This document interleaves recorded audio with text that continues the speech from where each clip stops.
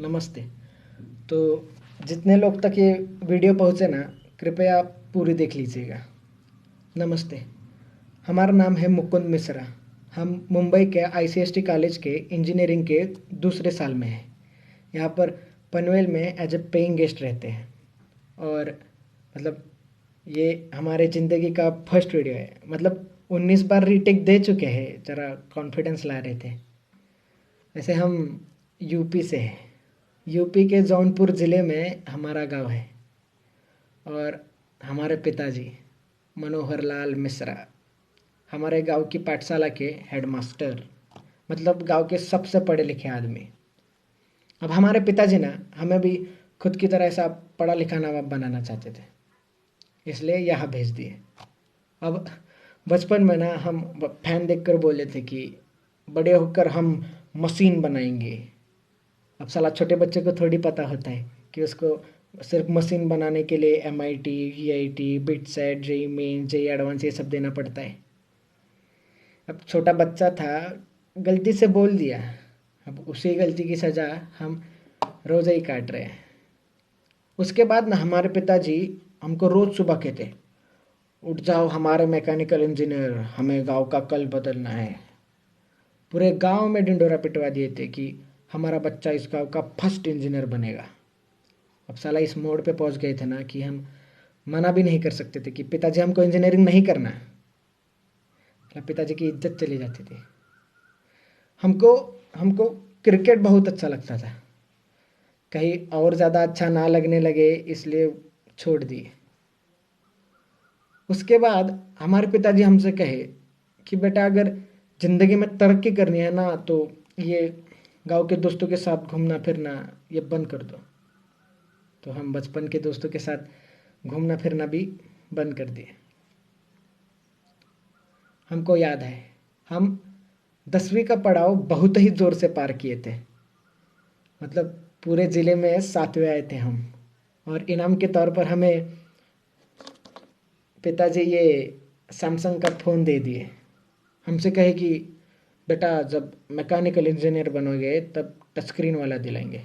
अब जब साला मैकेनिकल इंजीनियर बनेंगे तब इनसे थोड़ी ना मांगेंगे फ़ोन, हम बर्बाद ना हो इसलिए नहीं देते। और हमको इस चीज़ से दिक्कत भी नहीं थी। अब हमारे गांव की पाठशाला में एक ही कंप्यूटर है, उसमें हम पढ़ाई के बहाने FB अकाउंट बनाए थे जिसको हम इस्तेमाल ही नहीं किए। अब साला हमारे पिताजी का ना बहुत इच्छा था कि हम बम्बई के बड़े इंजीनियरिंग कॉलेज में पढ़े, तो हमको यहाँ फट से भेज दिए। तो हम भी खुद के ही खिलाफ यहाँ आ गए। माँ, बहन, खेत, हमारी पाठशाला, दोस्त जिनको अलविदा भी नहीं भूल सके, उन सबको छोड़ के यहाँ आ गए।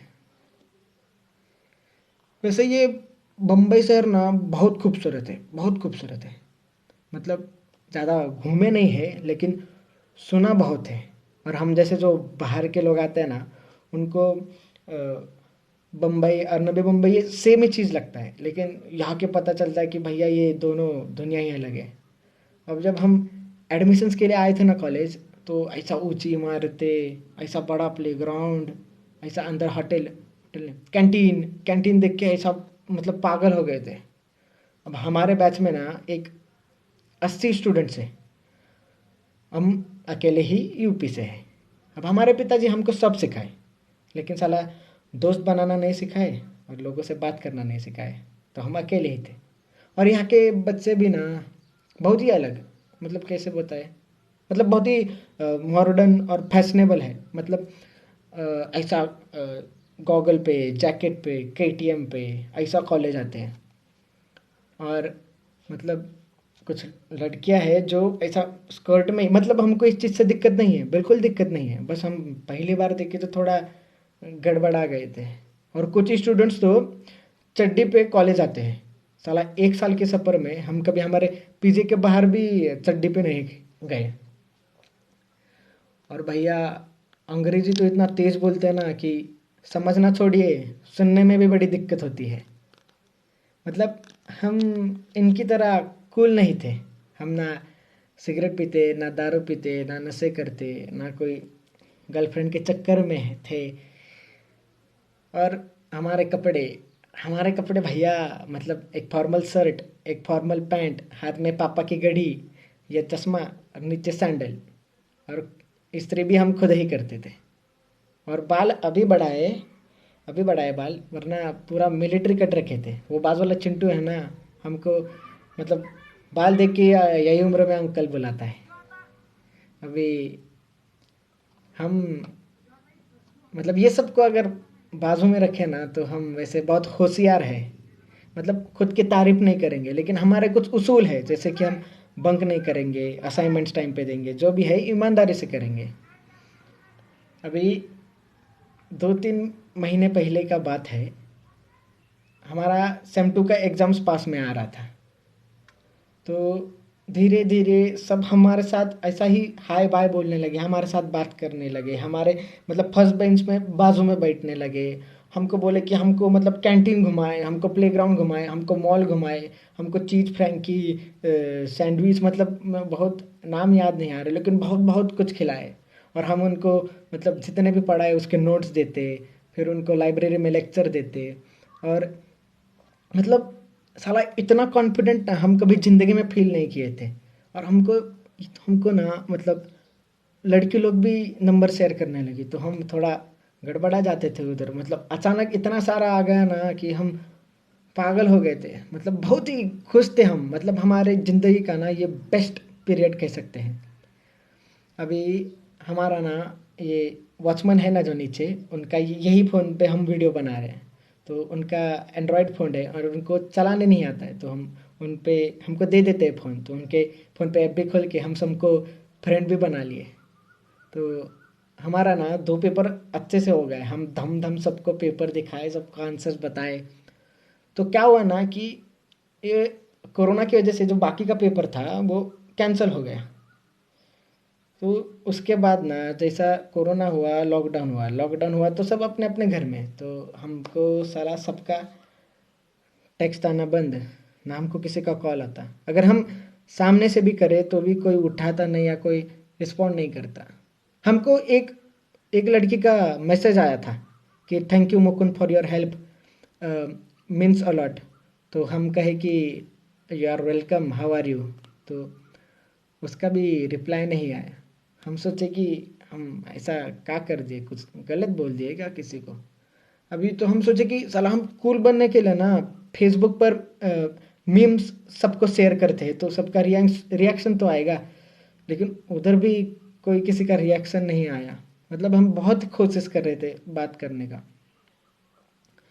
हम मतलब अभी एक अकेला इंसान घर में पढ़ेगा भी कितना। हम ना गेम खेल सकते थे, ना पिक्चर देख सकते थे, ना किसी से मतलब घूमने के लिए बाहर जा सकते थे। हम हम बहुत सोने लगे थे, हम बहुत चिड़चिड़े हो गए थे, बीच में ही रोते थे, बीच में ही गुस्सा होते थे। हम ज़्यादा सोने लगे थे, मतलब हम हमारा काबू ही खुद से हट गया था। हम मतलब अभी देखिए ना, हम जो चीज़ ज़िंदगी में नहीं कहे वो पहली बार कर रहे हैं। जैसे कि हम पहली बार वीडियो बना रहे हैं। हम पिताजी को बोलने का भी कोशिश किए कि पिताजी हमको ठीक नहीं लग रहा है। हम मतलब थोड़े गुस्सा हो रहे, थोड़े ज़्यादा रो रहे, या हम बहुत अकेला महसूस कर रहे हैं। तो हमारे पिताजी हमसे कहे कि बेटा ये ज़िंदगी का मोड़ है, ये सबके साथ होता है। हमारे साथ हुआ, तुम्हारे दादाजी के साथ हुआ, ये आएगा और चला जाएगा। हमारे पिताजी समझने की कोशिश ही नहीं की कि हम क्या कहना चाह रहे थे। अब हम ना एंजाइटी और डिप्रेशन ये सब में विश्वास नहीं रखते थे। पर साला जब वो इंसान को होता है ना वो चीज़, तब तब ही समझ आता है कि भाई ऐसा मानसिक बीमारी करके भी कुछ तो होता है। अब हमारे गांव में ना मानसिक बीमारी का दो ही मतलब है, एक तो भूत बाधा और दूसरी मतलब ये पागल हो गए।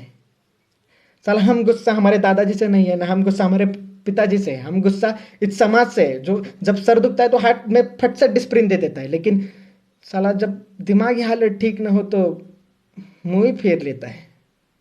अब साला परसों का ये बात है, हम उसी उम्मीद में फ़ोन लिए थे कि हम देखने की फेसबुक पे हमको गलती से किसी का मैसेज आया रहेगा। तो हम खोले तो देखे कि सबने स्टोरी शेयर किए थे, और उसमें लिखा था, तो क्या लिखा था उसमें लिखा था कि if you feel lonely you talk to me, I better see you laughing instead of seeing in your grave, and suicide is not the option. अब हम क्या बोले बे? और कितना गिरोगे बे तुम लोग? गए 1 महीने से हम बात करने की कोशिश कर रहे हैं कि हमसे कोई बात करो, हमारा फोन उठाओ, हमसे हम तरस रहे थे कि हम हमारी सुनो मत, लेकिन हमसे बात तो करो, हमको तो जानो कि हमको क्या हो रहा है।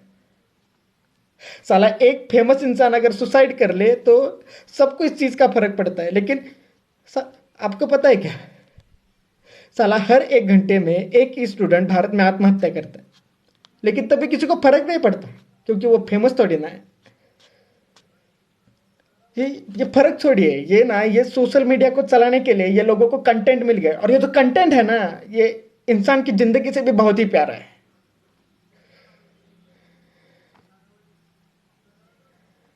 अभी 2-3 हफ्ते और गए ना, किसी को कुछ फर्क नहीं पड़ेगा, क्या एंजाइटी और क्या डिप्रेशन। साला वो दर्द ही बहुत अलग होता है जब दर्द बांटने के लिए भी कोई नहीं होता।